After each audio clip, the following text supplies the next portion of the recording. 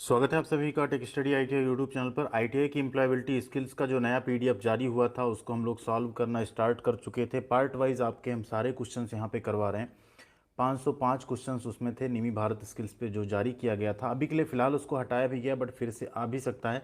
तो हमने सोचा जो पहले वाले पुराने पीडीएफ थे उनको आपका हमने कंप्लीट ही करवाया, क्यों ना इसको भी अब स्टार्ट किया गया जिसको कंप्लीट ही कर लिया जाए। ठीक है, तो आज इसमें हम लोग करेंगे पार्ट 7। इससे पहले हम लोग 6 पार्ट कर चुके हैं एंड उस 6 पार्ट में हम लोगों ने 2 मॉड्यूल ख़त्म किया है। जैसे पहला था इंग्लिश लिटरेसी एंड सेकंड था कम्युनिकेशन स्किल्स, तो उसके जितने क्वेश्चन थे हम कर चुके हैं।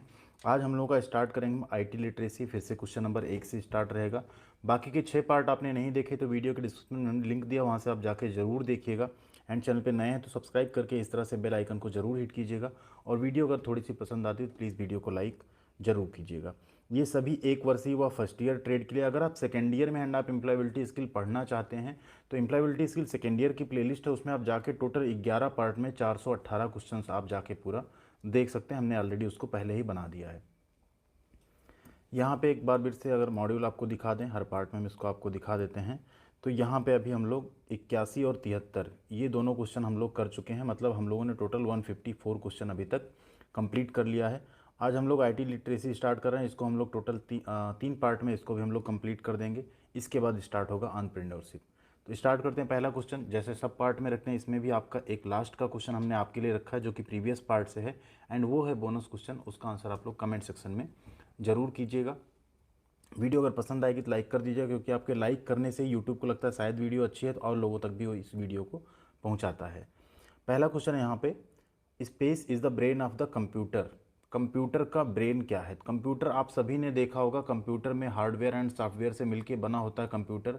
उसमें आपने बहुत सारे उसके जो चीज़ें देखी होंगी, जैसे मॉनिटर देखा होगा, सीपीयू देखा होगा, कीबोर्ड देखा होगा, माउस देखा होगा। ठीक, बहुत सारी चीज़ें जो कंप्यूटर में पूरी अटैच्ड रहती हैं, तब वो मिलकर एक बनाती हैं कंप्यूटर। जैसे ये है आपका मॉनिटर, ये है आपका सीपीयू, ये है कीबोर्ड, ये है माउस। इसी के साथ फिर अटैच होता है आपका प्रिंटर, स्कैनर, म्यूजिक सिस्टम। बहुत सारी चीज़ें आप इसके साथ जोड़ सकते हैं जिनको हम पेरिफेरल डिवाइसेस कहते हैं। ठीक है, तो कंप्यूटर का बेसिकली जो मस्तिष्क है वो होता है आपका सीपीयू, जिसको हम बोलते हैं सेंट्रल प्रोसेसिंग यूनिट। ठीक है, यही इसका ब्रेन है। इसी में सारी कैलकुलेशन, सारी प्रोसेसिंग, सब कुछ इसी में होती है, जो आपको फिर मॉनिटर पे डिस्प्ले होती है। अगला क्वेश्चन है second, space allows the user to input letters, numbers and other symbols into a computer. ऐसी कौन सी चीज़ है कंप्यूटर की जो यूजर को, उपयोगकर्ता को कंप्यूटर में अक्षरों, संख्याओं और अन्य प्रतीकों को इनपुट करने की अनुमति देती है? तो ऐसी क्या चीज़ है? माउस है, कीबोर्ड है, डेस्कटॉप है या डिजिटल कैमरा है? तो कीबोर्ड से ही आप जो है नंबर, अक्षर या जो भी चीज़ें हैं आप इससे क्या कर सकते हैं, इंटर कर सकते हैं। इसमें जो आपकी डिफरेंट बटन, इधर न्यूमेरिक, इधर अल्फ़ाबेटिक, ठीक है, ऊपर फंक्शनल की हैं, यहाँ पे सिंबल्स हैं, सब कुछ आप यहाँ से यूज कर सकते हैं। अगला क्वेश्चन है 3 number, which among the following is not an input output device. निम्नलिखित में से कौन एक आउटपुट डिवाइस नहीं है? देखिए, डिवाइसेस कंप्यूटर में बेसिकली क्या है, एक इनपुट डिवाइस होती है। इनपुट डिवाइस ऐसी डिवाइस है जिससे आप कोई इनपुट कंप्यूटर को देते हैं। जैसे कीबोर्ड पे आप कोई चीज़ टाइप करें तो आप इनपुट दे रहे हैं एंड उसका आउटपुट आपको कहाँ मिल रहा है? मॉनिटर पे। ये जस्ट एक एग्जांपल है। ठीक है, तो इनपुट एंड यहाँ पे पूछ रहा है कौन सा इसमें आउटपुट डिवाइस नहीं है। मॉनिटर क्या हुआ? आउटपुट हुआ। स्पीकर में आप कोई गाने प्ले करते हैं तो आपको आउटपुट में वो गाना सुनाई देता है, तो वो भी आउटपुट हुआ। प्रोजेक्टर पे आप कोई चीज़ डिस्प्ले पे दिखा देते हैं, वो प्रोजेक्ट करता है बाकी स्क्रीन पे, तो वो भी आपका आउटपुट डिवाइस हुआ। माउस जो है आपका, ये एक इनपुट डिवाइस है, क्योंकि माउस से आप राइट क्लिक, लेफ्ट क्लिक, जो है स्वाइप, ये सब आप कर सकते हैं। तो माउस आपका जो है आउटपुट डिवाइस यहाँ पे नहीं है। ठीक है, माउस क्या हो गया आपका? आउटपुट डिवाइस नहीं है इसमें से। क्वेश्चन नंबर 4 है, in a computer space performs calculation and takes all the decisions. Computer जो है उसमें कौन सी ऐसी चीज़ है जो सारी कैलकुलेशन को और सारे डिसीजंस को, मतलब निर्णयों को, वही लेता है? सीपीयू है, मॉनिटर है, माउस है या हार्ड डिस्क है? राइट आंसर आपका सीपीयू यानी सेंट्रल प्रोसेसिंग यूनिट। जैसे हमारे शरीर में सारे डिसीजंस, सारे कैलकुलेशन कौन करता है? हमारा ब्रेन करता है, मस्तिष्क करता है। ऐसे कंप्यूटर के केस में सारे कैलकुलेशंस, सारे डिसीजंस कौन लेता है? वो लेता है सीपीयू आपका। सबने देखा होगा सीपीयू इस तरह का होता है। ठीक है, नेक्स्ट क्वेश्चन है, क्वेश्चन नंबर 5 है, which key of the keyboard allows you to move to the beginning of the next line. Keyboard की ऐसी कौन सी की है जो आपको जो अगली पंक्ति होती है उसके आरंभ में जाने की अनुमति देती है? इंटर की, कैप्स लॉक, न्यूमेरिक की या स्पेस। तो देखिए इंटर की जो होती, मान लीजिए आप कुछ इस तरह से लिख रहे हैं ए बी सी, अब डी आप अगर यहाँ से लिखना चाह रहे हैं तो आप यहाँ पे क्या करते हैं, इंटर की जैसे आप दबा देते हैं आप सीधे यहाँ आके पहुँच जाता है आपका कर्सर, फिर आप यहाँ से टाइप करना स्टार्ट कर देते हैं। तो यही यहाँ पे क्वेश्चन पूछा जा रहा है, तो राइट आंसर आपका हो जाएगा इंटर की। कैप्स लॉक से क्या होता है, आप कैप्स लॉक अगर प्रेस कर देते हैं सारे जो कैपिटल हैं लेटर हैं, कैपिटल लेटर नहीं अपर केस में लिखे जाते हैं, ठीक। न्यूमेरिक की से आप नंबर टाइप कर सकते हैं, स्पेस से आप क्या कर सकते हैं, दो अक्षरों के बीच में स्पेस दे सकते हैं। अगला क्वेश्चन है question number 6, starting a computer is also called as. Computer जो हम शुरू करते हैं उसे हम और एक चीज़ क्या कह सकते हैं, रनिंग, स्कैनिंग, बूटिंग या ऑपरेटिंग। तो उसे हम बोलते हैं बूटिंग, ठीक है, बूट करना बोलते हैं स्टार्ट करने को ही, और क्या बोलते हैं, बूट करना बोलते हैं, बूट या रिबूट, ठीक है। अगला क्वेश्चन है 7, arrange the following in a sequence for connecting a phone to the computer. तीन यहाँ दिया है, locate the phone folder on the computer and transfer the files, turn both your phone and computer on, connect USB wire to your phone and the computer. यानी यहाँ कह रहा है phone को कंप्यूटर से आपको जोड़ने के लिए निम्नलिखित को एक क्रम में व्यवस्थित करना है। ए है आपका कंप्यूटर पर फ़ोन फोल्डर का पता लगाएं और फाइलें स्थानांतरित करें। बी है अपने फ़ोन और कंप्यूटर दोनों को ऑन करें पहले। एंड सी है यूएसबी वायर को अपने फ़ोन और कंप्यूटर से कनेक्ट करें। तो सबसे पहले आप क्या करेंगे, दोनों को ऑन करेंगे, फिर यूएसबी केबल से अपने फ़ोन को कंप्यूटर से कनेक्ट करेंगे, एंड उसके बाद आप फ़ोन का जो फोल्डर होगा उसको लोकेट करके फाइल्स को ट्रांसफ़र कर सकते हैं। तो यहाँ पे सीक्वेंस क्या हुआ, पहले बी हुआ, फिर सी हुआ, फिर ए हुआ। राइट आंसर क्या हो गया, B C A, option D आपका सही हो जाएगा। क्वेश्चन नंबर 8 है ये आईटी लिटरेसी का, the space serves as an interface between the computer and the user. इसमें से क्या ऐसी चीज़ है जो कंप्यूटर और यूजर यानी उपयोगकर्ता के बीच एक इंटरफेस के रूप में कार्य करता है। इंटरफेस का बेसिकली मतलब ये होता है कि जैसे आपको एग्जांपल दें हम, आपको मान लीजिए तमिल नहीं आती, या आपको मान लीजिए फारसी, कुछ भी एक ऐसी लैंग्वेज जो आपको नहीं आती है, एंड सामने वाला उस चीज़ को बोल रहा है, तो बीच में हम क्या करते हैं, किसी एक ऐसे आदमी को ले आते हैं जो उस चीज़ को ट्रांसलेट करके आपकी भाषा में बोल सके। बेसिकली वही है आपका इंटरफेस, कि आप उसको समझ पाओ। तो कंप्यूटर और यूजर के बीच में जो इंटरफेस होता है वो होता है उसका ऑपरेटिंग सिस्टम। ऑपरेटिंग सिस्टम ही है जो चीज़ों को इस तरह से डिस्प्ले करता है कि आप उसको देख पाते हैं। बाकी उसके अंदर कितनी बड़ी प्रोग्रामिंग चल रही, कितनी बड़ी वहाँ पे अंदर कैलकुलेशन चल रही, वो चीज़ें आपको अगर स्क्रीन पे दिखेंगी तो शायद आप कुछ नहीं समझ पाओगे, ठीक है। तो यहाँ पे जो ऑपरेटिंग सिस्टम होता है किसी कंप्यूटर का, जो ओएस होता है, जिसे हम लोग विंडोज़ कहते हैं, विंडोज़ 7, विंडोज़ 8, विंडोज़ 10, ये क्या है, ये ऑपरेटिंग सिस्टम है, ठीक है। यही आपको कंप्यूटर से कनेक्ट करने में हेल्प करते हैं, जिससे आप कंप्यूटर पे कोई काम कर पाते हैं। अगला क्वेश्चन है, operating systems have a special language called. अब ऑपरेटिंग सिस्टम जो है उसकी लैंग्वेज ऐसे हमारी आपकी तरह हिंदी इंग्लिश नहीं होती है कि इस तरह से वो कोई लैंग्वेज अपनी यूज करेगा। उसकी एक विशेष लैंग्वेज होती है, उसे क्या कहते हैं, बाइनरी लैंग्वेज कहते हैं, एसएस कोड कहते हैं, लिनक्स कोड कहते हैं, या रिबूट कोड कहते हैं, ठीक है। ऑपरेटिंग सिस्टम की एक विशेष भाषा होती है जिसे हम कहते हैं बाइनरी लैंग्वेज। क्या कहते हैं, बाइनरी लैंग्वेज। आप लोगों ने भी वो बाइनरी एंड डेसिमल का कन्वर्जन किया होगा ना, 0101 से में चलता है, तो वही है यहाँ पे बाइनरी लैंग्वेज होती है कंप्यूटर्स की। अगला क्वेश्चन नंबर 10 है, Microsoft Edge was introduced with Windows 10 and replaced as the default web browser. जो माइक्रोसॉफ्ट एज को विंडोज़ 10 के साथ पेश किया गया था, और एक कोई ऐसा ब्राउज़र था जिसे डिफ़ॉल्ट वेब ब्राउज़र के रूप में बदल दिया गया था माइक्रोसॉफ्ट में। तो आप सभी ने देखा होगा कंप्यूटर माइक्रोसॉफ्ट में जब आप देखते होंगे तो इंटरनेट एक्सप्लोरर एक ऐसा ब्राउज़र होता है जो इनबिल्ट होता है आपके सिस्टम में। बाकी गूगल क्रोम, सफारी या मोजिला फायरफॉक्स भी आपके ब्राउज़र हैं जिन्हें आप अलग से इंस्टॉल करते हैं। तो राइट आंसर क्या है आपका, इंटरनेट एक्सप्लोरर। कुछ इस तरह का सिंबल आपको इसका देखने को मिलता है किसी भी कंप्यूटर में। हेलो वीरेन जी, कॉन्ग्रेचुलेशंस, आपने कार जीती है। कार। अगला क्वेश्चन है क्वेश्चन नंबर 11 है, is the operating system of Apple. Apple का ऑपरेटिंग सिस्टम क्या है। तो एप्पल का ऑपरेटिंग सिस्टम क्या है, आप सबने सुना होगा। एप्पल के फ़ोन्स भी आते हैं, बहुत महंगे आते हैं, हाँ, लैपटॉप भी आते हैं, आईपॉड, सब कुछ आते हैं उसके। तो उसमें जो ऑपरेटिंग सिस्टम है क्या है, जैसे आपके कंप्यूटर में तो विंडोज़ हो गया जनरली माइक्रोसॉफ्ट का, उसमें क्या है, लिनक्स है, विंडोज है, मैक ओएस है या सफारी है।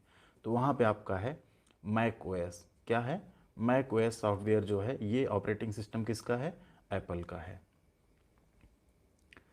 अगला क्वेश्चन है 12 है, which among the following is the primary storage device. इसमें से कौन सा प्राइमरी स्टोरेज डिवाइस है। देखिए स्टोरेज डिवाइसेस कई तरह की होती हैं, प्राइमरी होती है, सेकेंडरी होती है एंड टर्शियरी होती है।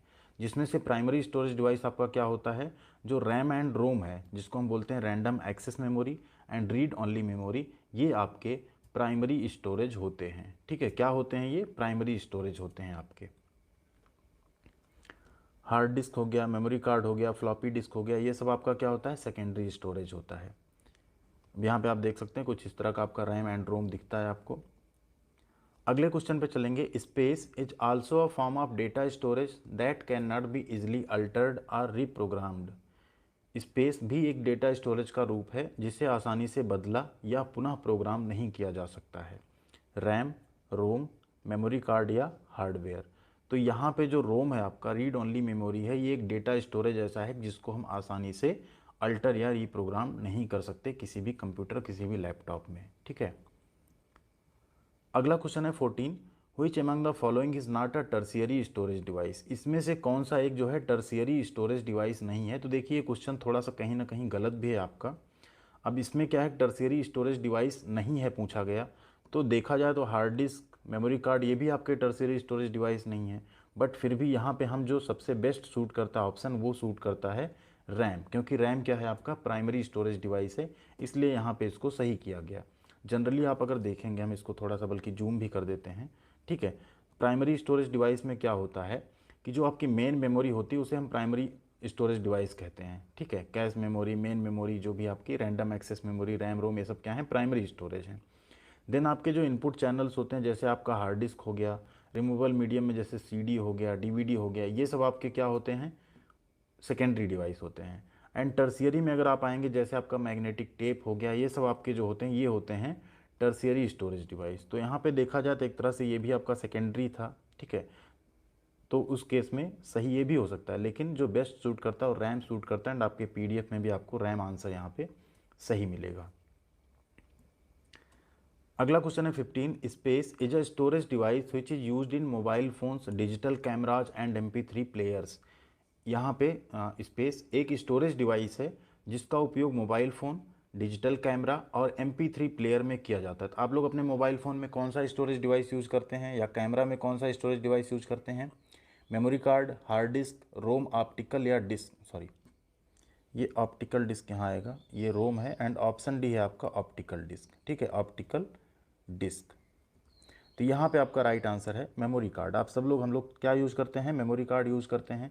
128 GB, 64 GB, इस तरह के मेमोरी कार्ड्स आते हैं जो आप लोग अपने मोबाइल फ़ोन में, डिजिटल कैमरा में या MP3 प्लेयर में यूज करते हैं। अगला क्वेश्चन है 16, which shortcut is use to save a Word file in MS Word. MS Word में किसी वर्ड फाइल को सेव करने के लिए किस शॉर्टकट की का प्रयोग किया जाता है। देखिए MS वर्ड हो, MS एक्सेल हो या MS पावर पॉइंट हो, ठीक है, बेसिकली आप कहिए माइक्रोसॉफ्ट हो, तो उसमें कुछ शॉर्टकट कीज़ हैं जिनका प्रयोग हम करते हैं डिफरेंट कामों को बहुत आसानी से करने के लिए। ठीक है, तो उसी में से एक शॉर्टकट की होती है सेव करने के लिए, तो वो होती है आपकी Ctrl+S। कंट्रोल के साथ आप S बटन को प्रेस करते हैं तो कोई भी जो फाइल पे आप काम कर रहे हैं वो सेव हो जाती है। एंड बीच बीच में ये चीज़ करते रहना चाहिए, अदरवाइज आप कंप्यूटर पे काम करते रहेंगे और सपोज करिए लाइट चली गई या किसी रीजन से आप उसको शट डाउन कर दिए, तो जो आप काम किए रहेंगे वो फाइल आपकी पूरी चली जाएगी। ठीक है, तो यहाँ पे कुछ शॉर्टकट है जिनका हमने एक स्क्रीनशॉट यहाँ पे लगा दिया है। जैसे ALTF है, फाइल मेनू ऑप्शन का है। इस तरह से आप देखिए यहाँ पे Ctrl+A सेलेक्ट ऑल का होता है, Ctrl+F फाइंड का होता है, Ctrl+X कट करना चाहिए, सेलेक्टेड आइटम को आप कट कर सकते हैं, फिर उसे कहीं पेस्ट कर सकते हैं। Shift+Delete से होगा, जो कट सेलेक्टेड आइटम हो कट जाएगा आपका। Ctrl+C से कॉपी होता है, Ctrl+Insert से कॉपी हो जाता है सेलेक्टेड आइटम जो है। ठीक, Ctrl+V से पेस्ट होता है, Shift+Insert से भी पेस्ट होता है। ठीक है, साथ ही यहाँ आप देखेंगे Ctrl+Shift+End, Ctrl+End, इन सबसे जैसे Ctrl+End दबाते हैं आप डॉक्यूमेंट के एकदम एंड वाले पेज पे चले जाएंगे। कंट्रोल होम दबाएंगे आप होम वाले पेज पे चले आएंगे। तो ये सारे कुछ शॉर्टकट्स हैं जो आप लोग याद कर लीजिएगा, इनसे क्वेश्चंस जरूर आते हैं। तो Ctrl+S किसका हो गया, फाइल को सेव करने के लिए। अगला क्वेश्चन है 17, space is the default extension of M S Word file. M S Word फाइलों का जो डिफ़ॉल्ट एक्सटेंशन है वो क्या रहता है? तो एम एस वर्ड फाइल जो सेव होती है हमेशा वो सेव होती है डॉट, दो चीज़ें रहती, कई बार .doc रहती है, कई बार आपका जो अभी लेटेस्ट विंडोज आया उसमें .docx रहता है। ठीक है, ये एम एस वर्ड का है। मान लो एम एस पावर पॉइंट की बात करें तो वो रहता है आपका .ppt या pptx। एक्सेल का रहता है .xls या xlsx। ठीक है, तो ये सारी आपके क्या रहते हैं, शॉर्टकट रहते हैं। जैसे इमेजेस का रहता है .jpg या jpeg या gif या png। ठीक है, इसी तरह से सारी फाइल्स के क्या हैं, अपने एक एक्सटेंशन होते हैं। ऑप्शन क्वेश्चन नंबर 18 है, which shortcut is use to open an existing file in M S Word. M S Word में कोई एग्जिस्टिंग फाइल हो पहले से, उसे ओपन करने के लिए कौन सा शॉर्टकट यूज करते हैं? Ctrl+N, Alt+O, ALT+ existing, Ctrl+O। तो Ctrl+O अगर आप प्रेस करते हैं तो existing file M S Word में क्या हो जाएगी, ओपन हो जाएगी। अगला क्वेश्चन है 19, arranging words or creating different styles of words on M S Word is called as. M S Word पर शब्दों को व्यवस्थित करना या शब्द की विभिन्न शैलियों को बनाना कहलाता है कलरिंग, मॉडिफाइंग, एडिटिंग या फॉर्मेटिंग। तो उसे हम कहते हैं फॉर्मेटिंग, यानी वर्ड्स जो हैं, जो भी उनकी स्टाइल है उसको हम क्या करें, अलग अलग फॉर्मेट में चेंज करें। अगला क्वेश्चन है क्वेश्चन नंबर 20 है, in M S Word to select the whole file which shortcut combination is used. M S Word में पूरी फाइल का चयन करने के लिए किस शॉर्टकट संयोजन का उपयोग किया जाता है, शॉर्टकट की का उपयोग किया जाता है? अभी हम लोगों ने पीछे डिस्कस की थी, क्या है वो, Ctrl+A है। ऑप्शन ए Ctrl+A का। क्वेश्चन नंबर 21 है, which among the following is not a command of formatting tool bar. निम्न में से कौन सा फॉर्मेटिंग टूल बार का कमांड नहीं है? बोल्ड, इटैलिक, फॉन्ट कलर या कट। तो फॉर्मेटिंग टूल बार में बोल्ड भी आता है, आप लेटर को बोल्ड कर सकते हैं या उसको पतला कर सकते हैं। इटैलिक मीन्स उसको तिरछा कर सकते हैं, फॉन्ट का कलर बदल सकते हैं, ये तीनों आता है। लेकिन जो कट कमांड है ये इसमें नहीं आती है। तो यहाँ पे राइट आंसर क्या हो गया, option D cut. Question number 22 है, space tab is use to insert charts, graphs, images and page number into a Word file. किस टैब का उपयोग चार्ट, ग्राफ, इमेज और पेज नंबर को वर्ड फाइल में डालने के लिए किया जाता है? स्टैंडर्ड टैब का, फॉर्मेटिंग टैब का, इंसर्ट टैब का या रिव्यू पेन का? यहाँ पे आपका राइट आंसर हो जाता है ऑप्शन सी इंसर्ट टैब का। कुछ इस तरह से आपको इंसर्ट टैब दिखता है, जिसमें आप देखें जैसे इंसर्ट पे क्लिक करेंगे यहाँ पे आएगा pictures, tables, clip art, shape. ठीक है, ये सारी चीज़ें आप क्या कर सकते हैं, इंसर्ट कर सकते हैं। ठीक है, अगला क्वेश्चन नंबर 23 है, in M S Word to close the document which shortcut combination is used. M S Word में डॉक्यूमेंट को बंद करने के लिए किस शॉर्टकट संयोजन का उपयोग किया जाता है? Ctrl+B, Shift+F4, ALT+F4 या Ctrl+L। तो यहाँ पे आपका राइट आंसर है Alt+F4, यानी ALT+F4 अगर आप दबाते हैं तो भी जो डॉक्यूमेंट है वो क्या हो जाएगा, क्लोज हो जाएगा। अगला क्वेश्चन है 24, in M S Word when you open a new blank document the cursor appears on the. अब एम एस वर्ड है, मान लीजिए आपने कोई ऐसा एम एस वर्ड की एक फाइल खोली, तो कर्सर सबसे पहले कहाँ दिखना शुरू होता है, यहाँ पे। ठीक है, तो इसे हम क्या बोलेंगे, ये हो गया आपका लेफ्ट, ये हो गया राइट। तो कहाँ पे दिख रहा है, टॉप लेफ्ट में। ठीक है, कर्सर हमेशा वहाँ दिखता है, वहाँ से फिर आप जहाँ आप चाहें वहाँ ले जाकर उसको वहाँ से टाइपिंग स्टार्ट कर सकते हैं। तो जैसे आप नया फाइल खोलते हैं एम एस वर्ड का, कर्सर कहाँ दिखा आपको, टॉप लेफ्ट में। ठीक है, टॉप लेफ्ट के पास आपको दिख गया हो। अगला क्वेश्चन है 25, space lets the user to type upper case letters or characters when used in combination with another. उपयोगकर्ता को दूसरे के साथ कॉम्बिनेशन में उपयोग किए जाने पर अपर केस अक्षर या वर्ण को टाइप करने देता है। तो जब भी आपको पहला करेक्टर या कोई लेटर अपर केस में टाइप करना होता है, अगर सारे अपर केस में करने तो आप कैप्स लॉक दबाते हैं। अदरवाइज आप अगर शिफ्ट दबा के फिर आप कोई भी लेटर दबाते हैं तो हमेशा किस में लिखा जाता है, कैपिटल लेटर में। तो राइट आंसर क्या हो जाएगा आपका, ऑप्शन ए शिफ्ट बटन के साथ आप कोई भी अक्षर प्रेस करेंगे तो हमेशा वो अपर केस में लिखा जाएगा। ठीक है, इसके बाद 25 क्वेश्चन हो गए। अब बात करें बोनस क्वेश्चन की, इसका आंसर आपको कमेंट सेक्शन में करना है। यहाँ पे बोनस क्वेश्चन है आपका पार्ट नंबर 6 या 5 6 से है। Which of these is not an online job search platform, इनमें से कौन एक ऑनलाइन जॉब सर्च का प्लेटफॉर्म नहीं है? इंडीड, ग्लासडोर, स्नैपचैट या लिंक्डइन। तो जो भी राइट आंसर हो आपको कमेंट सेक्शन में कमेंट करना है। एंड वीडियो कैसी लगी आप लोग कमेंट करके बताइएगा। पार्ट 7 ये है, पार्ट 8 एंड पार्ट 9 में हम लोग IT लिटरेसी फिनिश कर देंगे। इसके बाद आगे के मॉड्यूल्स पे हम लोग चलेंगे। वीडियो अगर अभी तक लाइक नहीं किया तो लाइक ज़रूर कीजिएगा, साथ में अपने दोस्तों के साथ अपने सभी ग्रुप्स में शेयर कीजिएगा, और चैनल पे सब्सक्राइब नहीं किया सब्सक्राइब कर लीजिएगा। एंड टेलीग्राम पे जरूर जुड़ जाइएगा। जैसे ही सारे पार्ट कंप्लीट होते हैं हम आपको इसका PDF हिंदी इंग्लिश वाला मिक्स करके जरूर